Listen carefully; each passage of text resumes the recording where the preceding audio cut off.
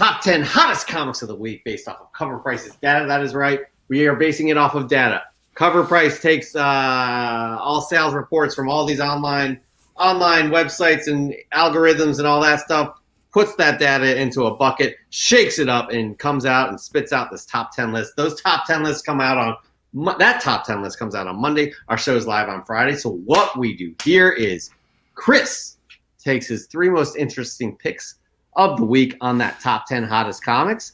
And he just dives in and gives a little bit of detail. But sometimes it's not 3 comics, right, Chris? Yep.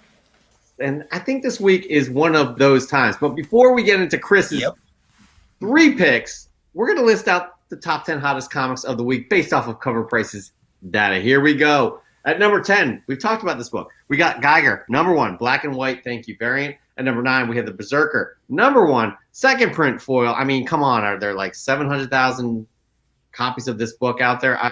It's insane. At number 8, we have Geiger, number 1, cover B, variant. At number 7, we have Death by Life, number 1, Antarctic Press. At number 6, we have Berserker, number 1, third print foil. At number 5, we have Shadecraft, number 1. We were talking about Shadecraft earlier. At number 4, we have all new Wolverine, number 1, hip hop variant. This is the DMX cover. Rest in peace. Yeah, he was. It's just a shame. Number 3 is The Rise, number 1, heavy metal. And number 2 is Eniac, number 2. I am eagerly anticipating this issue. I have not read that yet. Haven't even gotten it yet, but I will be getting it. And at number 1, we have Geiger, number 1, cover A. So, guys, that's our top 10 list right there.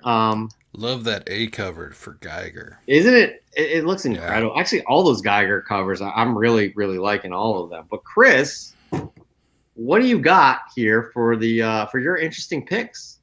Yeah, so I usually pick 3 out that are interesting. Whatever the reasons may be. But this week, I couldn't do it again. I couldn't do it because there is something else going on that absolutely needs to be talked about. For one, poor DC's getting left out. All right. There's only 1 Marvel book. So if there's no DC, and rest in peace DMX. Obviously, that's why that book hit this list.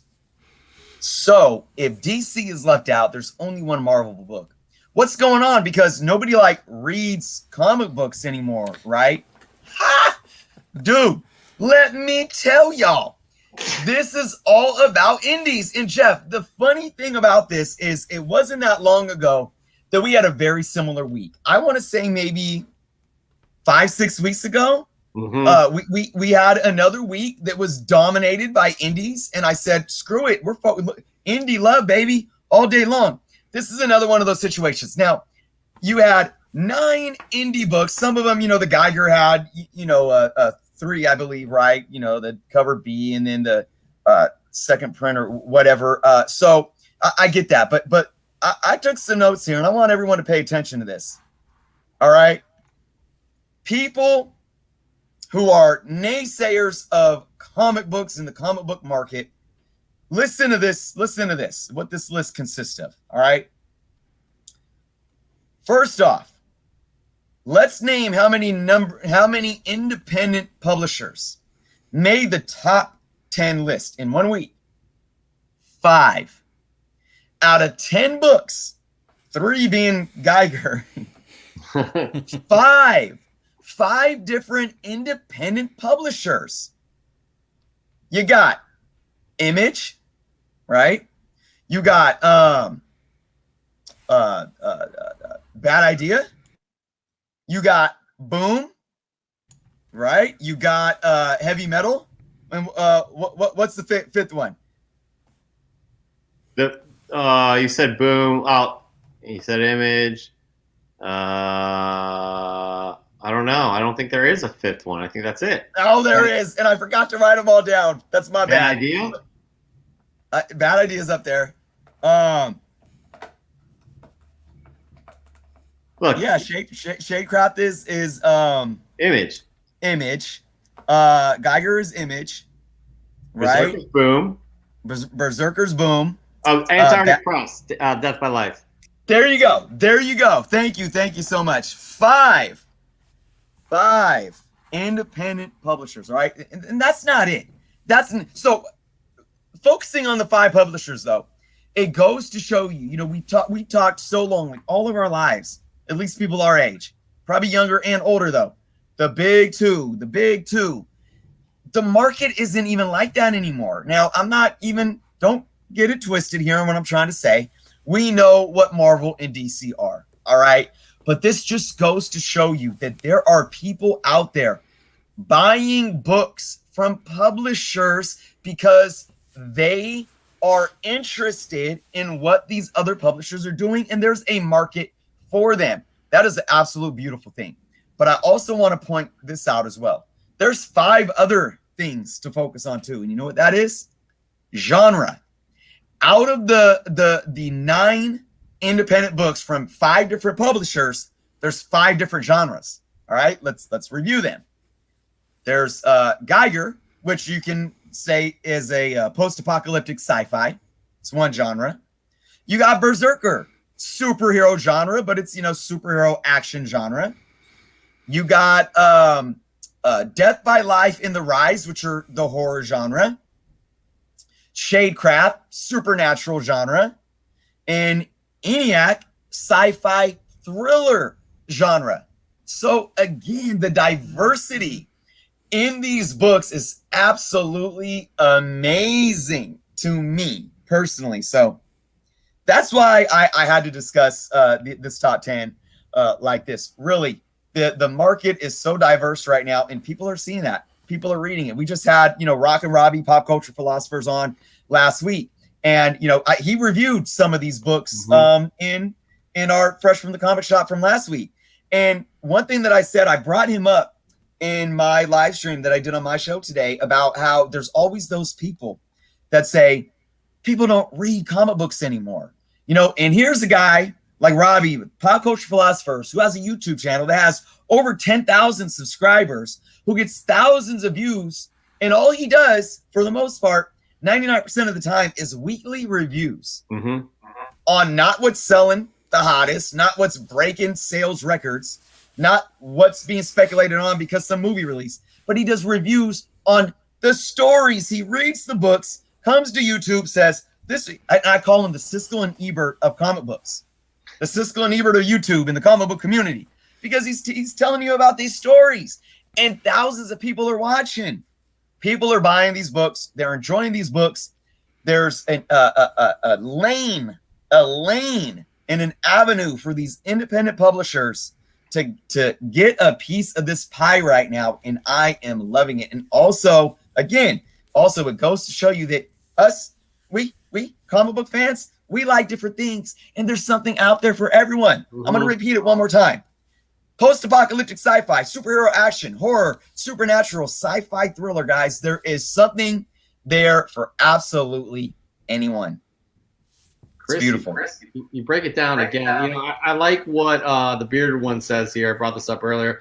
I think the indie domination is a sign that new readers are in the hobby. Yes. Yeah. And that's a good thing. That's a great thing. Like, you know, Drew, I know that you your business is a majority like older books. But what do you think about this especially a list like this, a top 10 hottest comics list? Like, it's impressive.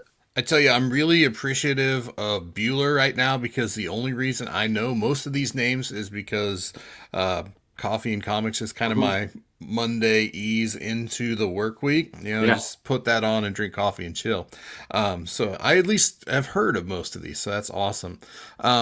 But even back when I was still really hot and heavy in my pull list every week, Image and the other small press publishers were the way to go if you wanted to actually read a comic.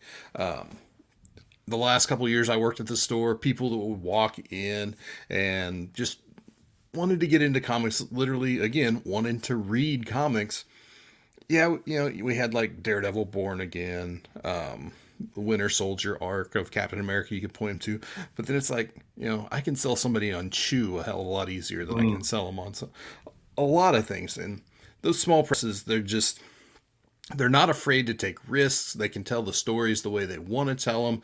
They don't have to worry about paying investors, Yeah. and making money with every single book. Literally, they want to make enough money so they can afford to eat and put out the next issue. So, small press is really where the good stuff has been for a long while now. So I'm not surprised by this. And honestly, I'm sitting here wishing I could probably get my hands on a copy of the A cover of Geiger. Which I think that ship may have sailed. Yeah. I mean, again, it goes to what it's interesting to hear you say that, especially because your business revolves around the older books. But I agree with you too, man. There's so much good stuff. I got some of my favorites are Firepower, Scumbag. Granted, those are Image books, but I'm really enjoying that. Again, Eniac and Tankers blew me away. Eniac was really good. Tankers I really like too. Having Robert Vendetti on here a few weeks ago, like that, really just fun. That's a fun book. And I have no doubt that I would love a lot of these. The reason I stopped reading new books is I got to a point where I was trying to go too deep. So I was spending $75 or $100 every single week. And it got to be the point where I'm just taping and filing short boxes of comics I never even got to read. And it just, the fun went out of it and started to feel like work. So that's when I had to distance myself. So I'm sure at some point I'm going to get back into it. I did actually read The Last Ronin #1. I've still got #2 sitting in there. good to check out at some point. So hopefully I get to that before 3 comes out. Yeah. 1 was good, but I thought 2 was even better. So nice. I'm with you there too. I'm starting to get into that point where I'm just taping things up and putting them in a box. I'm having trouble keeping up here. But the pandemic has a lot to do with that because I've been buying a lot of books because of that. But I really, really do enjoy seeing this. And again, it's not that common at all, but it's good to see. And Chris, you did it, again, as you do every week. Fantastic job breaking this down. Yeah, and it's hard to do a segment when you've got like no history of sales to talk about when you're so front heavy with new books. So well done. Yeah, again, well done. Each and every week, Chris breaks it down. But that has been our top 10 hottest comics of the week. I drew that out.